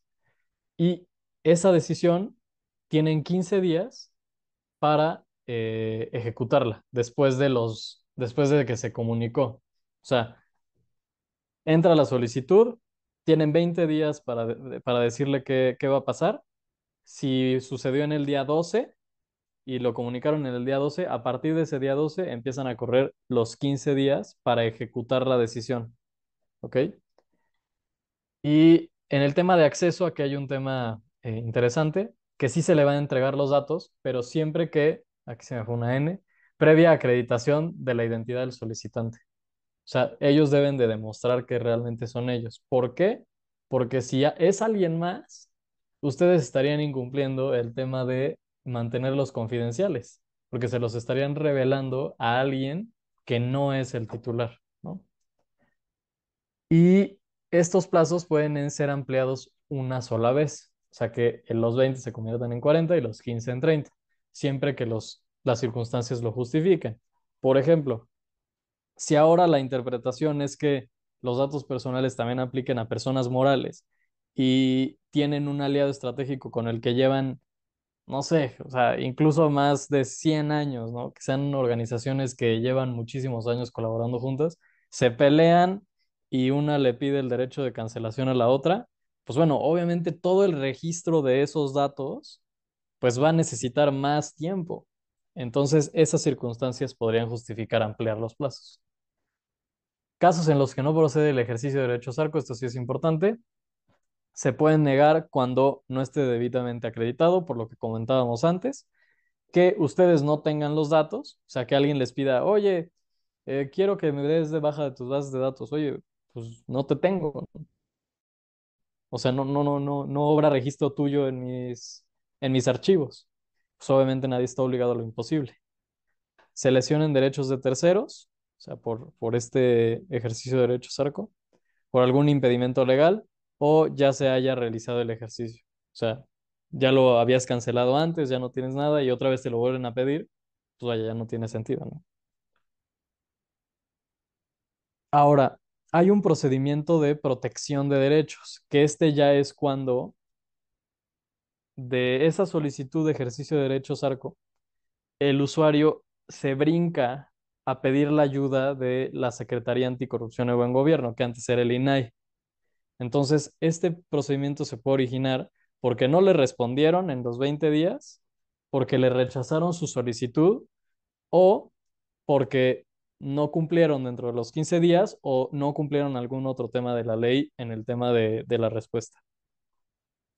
Este es el procedimiento que yo creo que este, o sea, a grandes rasgos, creo que lo más importante es que se tienen 50 días hábiles para emitir una resolución, esto obviamente de la Secretaría, a partir de la solicitud. Y esto se puede ampliar una vez. O sea, máximo 100 días, que es muy poco. O sea, realmente es un procedimiento rápido. O sea, son máximo un poco más de, de 4 o 5 meses, considerando los días hábiles, ¿no? O sea, que solo son hábiles. Entonces, es un procedimiento relativamente rápido y sí existe esta oportunidad para que el responsable pueda demostrar que sí se respondió, para demostrar y ofrecer pruebas de que sí se realizó la eliminación de los datos o que sí se está cumpliendo con la ley y demostrar que existen los procesos. Vaya, o sea, sí hay esa oportunidad, al menos desde el punto de vista de la ley. Les repito, no sabemos cómo va a ser el ejercicio todavía de este procedimiento ya con las nuevas autoridades. O sea, a lo mejor todo lo mantienen en 50 días y nos ponen a correr a todos o desechan todas las pruebas o lo que sea y se ponen súper pesados. O a lo mejor no, a lo mejor se resuelve mucho más rápido y todos contentos. No lo sabemos. Acción de la Secretaría. La Secretaría va a buscar en teoría que las partes concilien, o sea, para evitar este tedioso procedimiento de algunos meses, que se pueda resolver desde desde el primer contacto en un acuerdo y se da cumplimiento a ese acuerdo. Y la resolución de esos 50 días o antes puede sobre cero desechar la solicitud del titular, puede confirmar, revocar o modificar la respuesta del responsable. Es decir, si nosotros dijimos que sí, estamos cumpliendo, nos van a decir que no en caso de que revoque. Si decimos que sí, teníamos razón, nos van a confirmar. O si decimos que sí, pero la medida que dijimos no era la idónea, nos van a pedir que hagamos otra cosa y la van a modificar. Y obviamente ordenar la entrega de datos personales cuando hablemos de tema de acceso, de derecho de acceso. Y tenemos 10 días para hacer efectivo los derechos y rendir cuentas. Esto es importante. O sea, no basta nada más con hacerlo, sino que informar que ya se dio cumplimiento. Y lo que les decía que está extraño es que procede juicio de amparo contra las resoluciones de la Secretaría. Ahora, hay otro procedimiento. Este fue el de protección. Este es el de verificación. Las personas pueden exigir indemnizaciones por incumplimiento de la ley por parte de ustedes y la Secretaría tiene la facultad de llegar con ustedes y visitarlos o pedirles que les muestren sus documentos para ver si realmente están cumpliendo con la ley. Esto se puede iniciar de oficio por que incumplieron una orden, incumplieron una resolución de un procedimiento de protección, o porque la Secretaría presuma que están incumpliendo, o a petición de parte, porque alguien sabe que están incumpliendo, que le está afectando y les puede iniciar un procedimiento de verificación. Siempre lo más recomendable en una visita de verificación, si es que sucede, es solicitar la orden, verificar que realmente estén autorizados para haber iniciado ese procedimiento, solicitar una copia de la orden, que el verificador se identifique con ustedes, o sea, que les muestre que realmente es parte de la secretaría y que la orden es válida y demás. Les van a pedir que se levante, bueno, se va a levantar un acta y va a ser en presencia de dos testigos. Lo recomendable es ustedes proponer esos testigos, porque el día de mañana, si esos testigos necesitan comparecer para manifestar lo que sea, ustedes pueden tener más control o identificar de una manera más fácil a esas personas y que la comunicación sea más ágil. Solicitar también el duplicado del acta para que ustedes tengan evidencia de qué fue lo que se escribió, qué fue lo que sucedió y que deberá ser firmada en caso de ser recibida. Si no la firman o no la reciben, supuestamente no afecta la validez o se firmaron, no significa que están conformes con lo que se escribió en el acta. Entonces, eso también para que tengan cierta tranquilidad. Pero lo más importante, y siempre y cuando sea legal por parte de la autoridad, es cooperar y acatar las medidas que digan, ¿no? O sea, mantener disposición. Al final, el que nada debe, nada teme. O sea, bajo ese principio, si están ustedes en cumplimiento, pues vaya, sí, te mostramos nuestros expedientes, te mostramos la evidencia del consentimiento, te mostramos que las solicitudes las respondemos en el término que pide la ley, etcétera, ¿no? Y obviamente capacitar al personal para que si vienen a visitar, pues se sepa hacer todo esto, ¿no? Vulneración de bases de datos, esto creo que es obvio, cuando roban, se hace un daño a sus bases de datos y puede haber un incumplimiento. Aquí hay que considerar las causas. Me voy a ir un poco más rápido para que haya oportunidad de preguntas.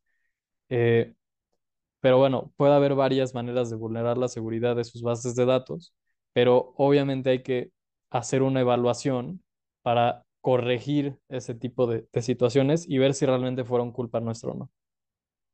En caso de existir alguna, evaluar si los pueden demandar o qué tan grave es para ver qué solución se puede encontrar, ver cuáles fueron las causas e implementar acciones correctivas. Un tema importante que considera la ley en tema de vulneración es que hay situaciones en las que se debe notificar al titular esta vulneración. O sea, oye, pasó algo con nuestra base de datos, tus datos estaban ahí y bueno, ¿qué vamos a hacer, no? Entonces aquí viene qué deben de incluir en la notificación y va a ser necesaria cuando ocurran en cualquier fase del tratamiento, o sea, prácticamente cuando sea, pero que afecten de forma significativa los derechos patrimoniales o morales de las personas titulares. O sea, que puedan recibir o que les puedan hackear sus cuentas bancarias, sus contraseñas, no sé, cosas por el estilo, o morales, o sea, que sea información sensible que pueda afectar su imagen y su percepción que tiene la sociedad de ellos, ¿no? Entonces, cuando estos casos sucedan, si tienen un problema con sus bases de datos que se las roban, los hackean o lo que sea, deberán informar a los titulares sobre esta situación para mantenerse en cumplimiento con la ley. Ahora ya vamos a entrar a la parte final, el procedimiento de imposición de sanciones. Esto es cuando la Secretaría ya les impone una multa, un apercibimiento o demás. ¿De dónde puede venir? De un procedimiento de protección de derechos, que es el primero que veíamos, o un procedimiento de verificación, que es el segundo, el que ejerce la Secretaría. Y esto es por un presunto incumplimiento a la ley. Lo que va a pasar es que la Secretaría notifica, se tienen 15 días para rendir pruebas y manifestar que están en cumplimiento de la ley. La Secretaría admite pruebas o no, se desahogan o solicita más hay 5 días para alegatos y hay una resolución en 50 días. Esto es igual que en el anterior, ¿no? 50 días desde que inicia. Y el reglamento, esto es bien importante, porque el desarrollo y todos los pormenores de este procedimiento vienen establecidos en el reglamento de la ley, que este reglamento todavía no está adaptado a la nueva ley.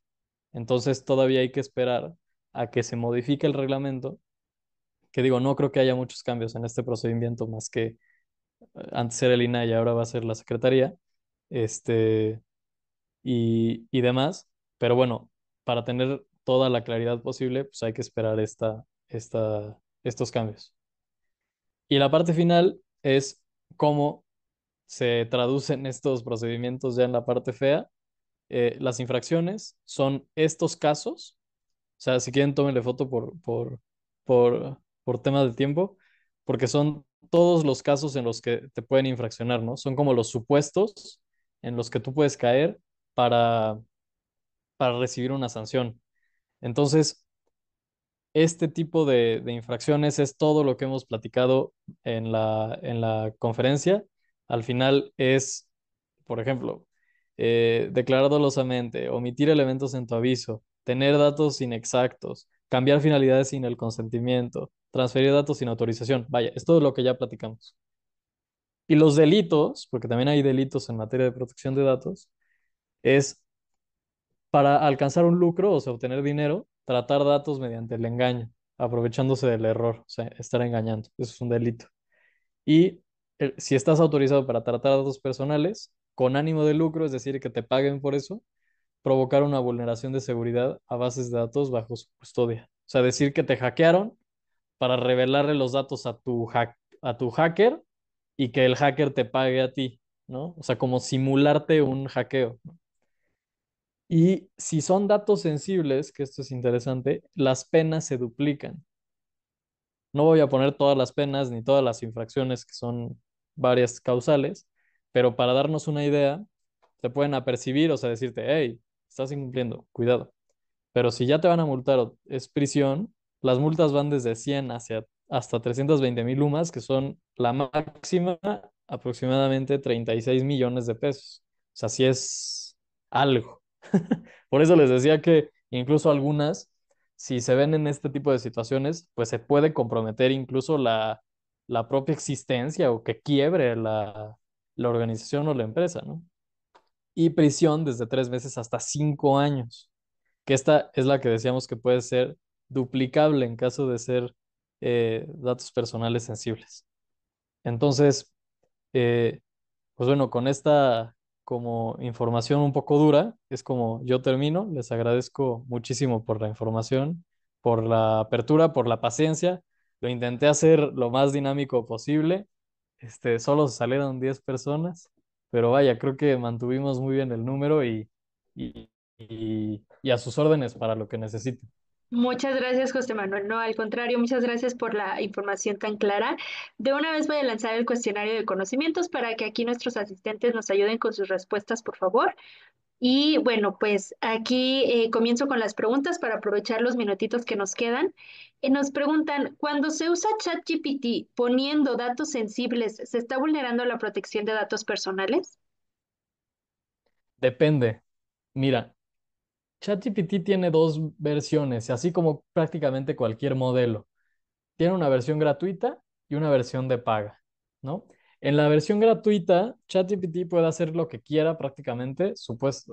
Te van a decir que no, pero realmente sí. O sea, dentro de sus términos y dentro de sus políticas, sí establecen que pueden entrenar los modelos e incluso compartir esa información. Entonces, si se está usando la versión gratuita de cualquier modelo de los más famosos, sí se está vulnerando. Ahora, si se está usando la versión de paga y tú en tu aviso de privacidad contemplas que vas a usar sistemas electrónicos y demás para tus procesos internos, dentro de los cuales se puede considerar este tipo de herramientas, no se está teniendo un incumplimiento.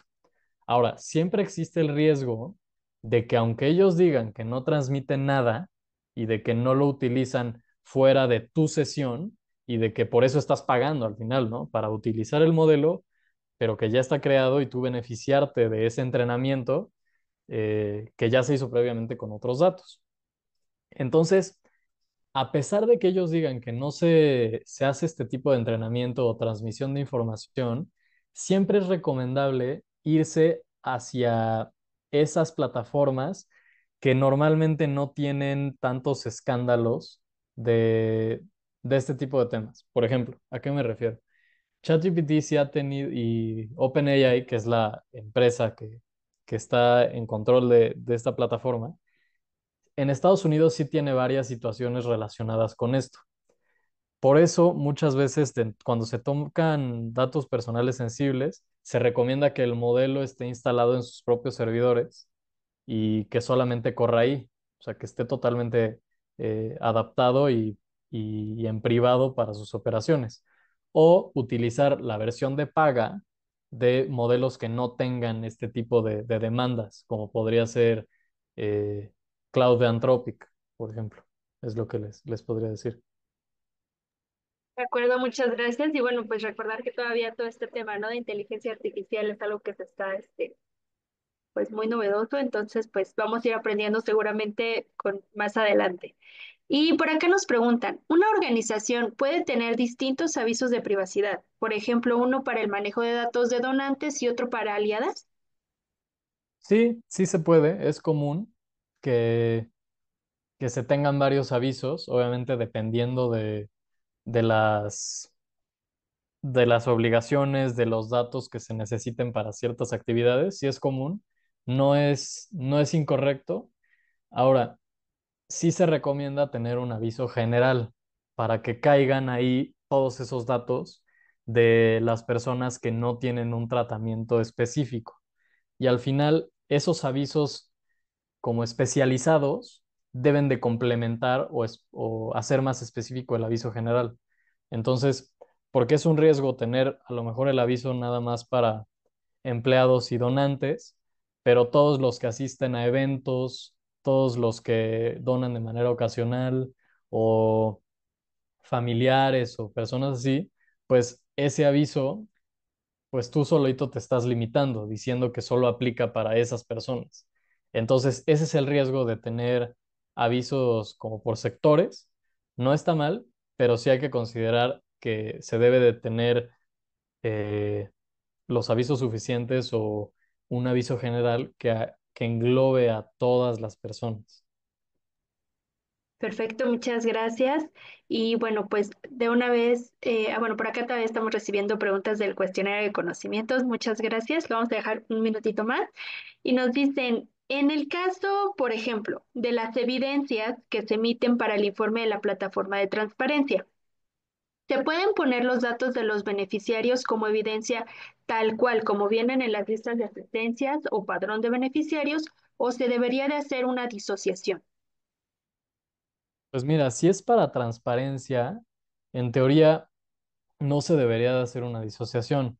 Ahora, repito, con este tipo, con las reformas que estamos viendo, esas cuestiones más prácticas y que requieren de conocer el criterio de la autoridad para que te diga si estuvo bien o no estuvo bien, pues, o sea, te podría decir que no, y después de un mes todo aparezca que sí, ¿no?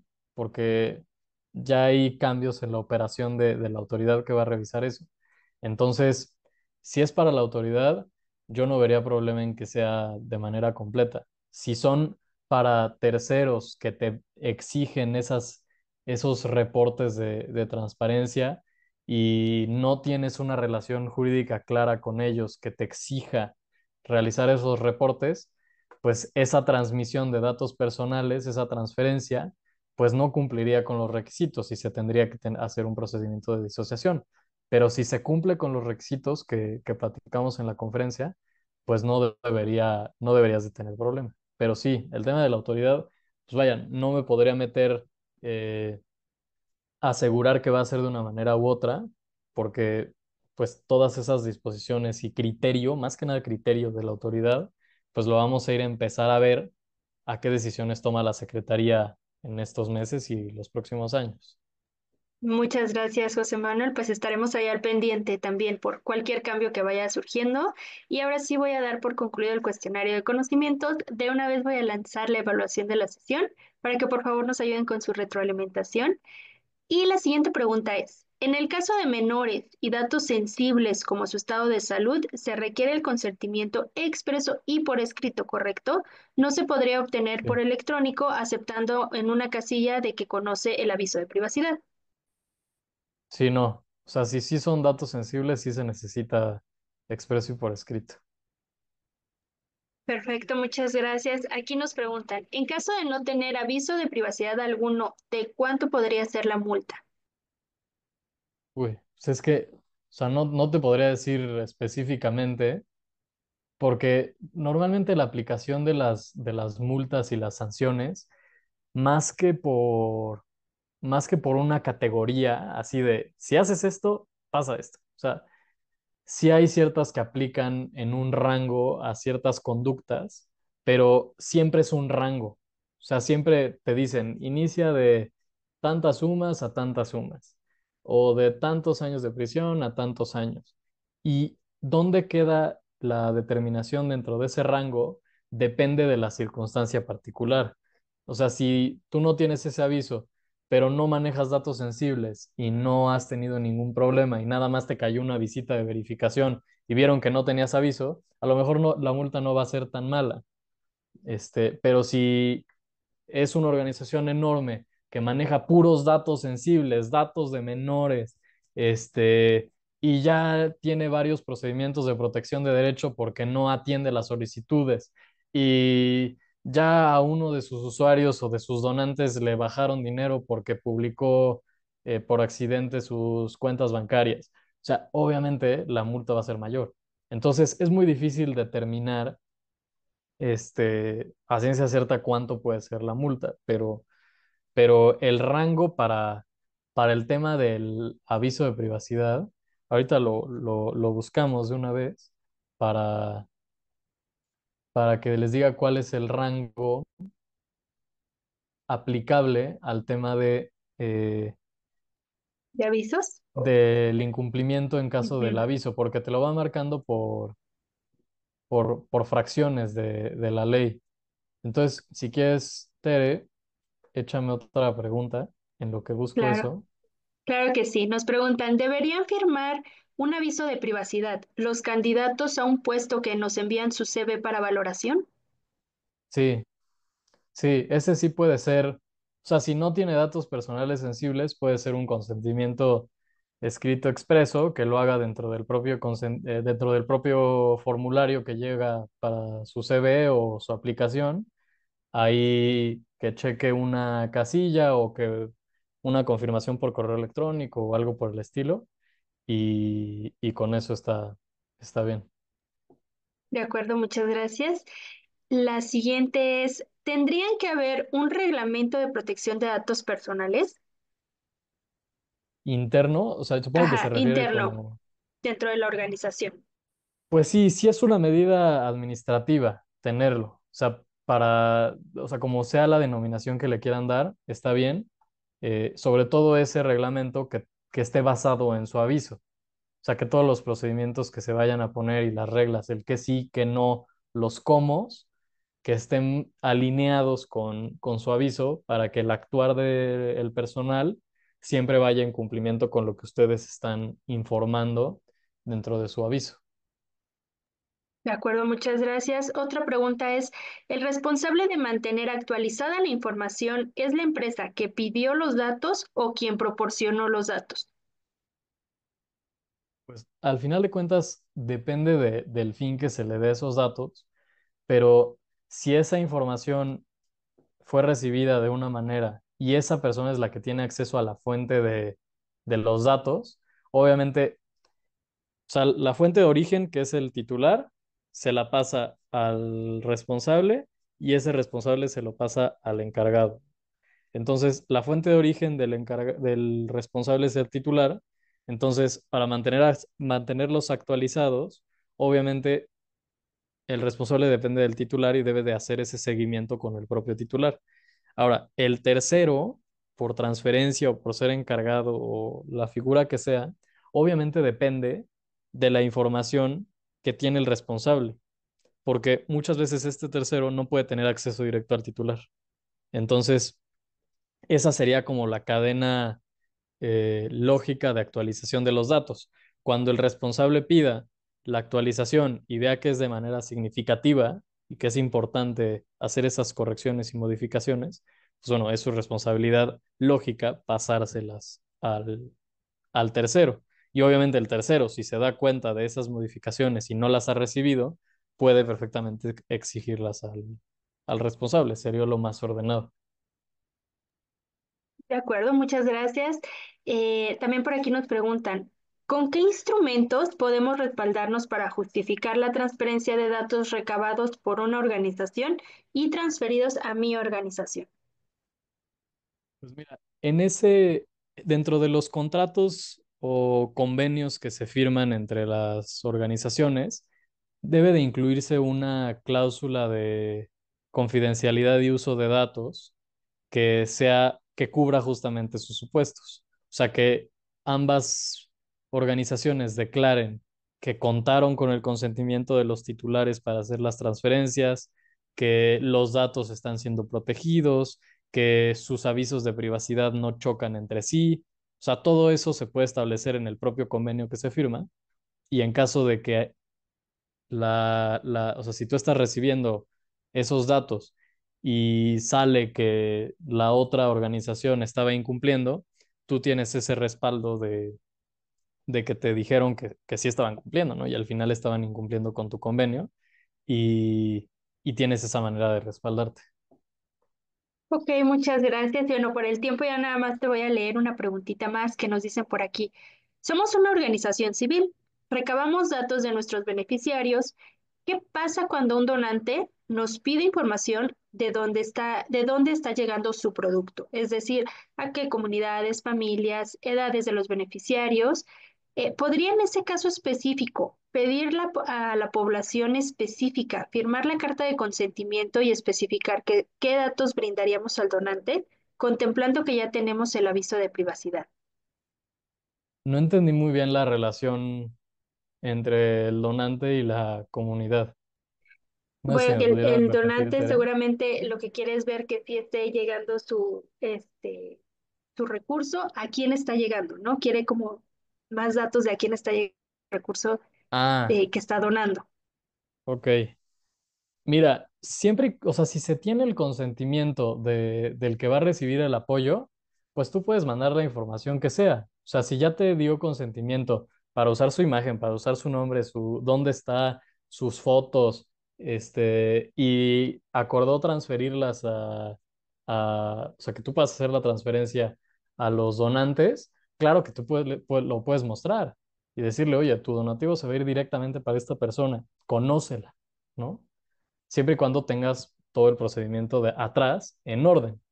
En caso de que no, se pueda hacer un tema de disociación en el que tú muestres el resultado de manera anónima, sin mostrar los datos personales, pero a lo mejor de una manera, no sé, o sea, esto es como pensando en voz alta, pero de una manera más creativa, en la que así de inmediato en el que se recibe el apoyo, tú estableces un plazo para que reciba él una respuesta y esa respuesta anónima, pues, o sea, redactada de una manera muy específica, le puede hacer ver que sí se recibió el apoyo, ¿no?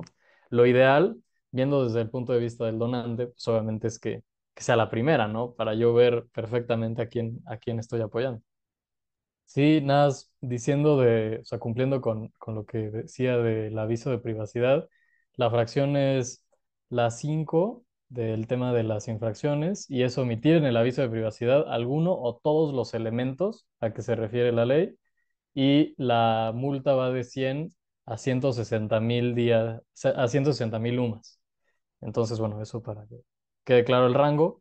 Y pues nada, agradecerles muchísimo por la invitación. Yo puesto para seguir apoyándolos en lo que necesiten, tanto en Appleseed como a cada una de las organizaciones. Les agradezco mucho su tiempo, su paciencia y sus preguntas, que son muy interesantes. Que estén muy bien. Sí, muchas gracias. Gracias. Que tengan todos y todas excelente día. Hasta luego.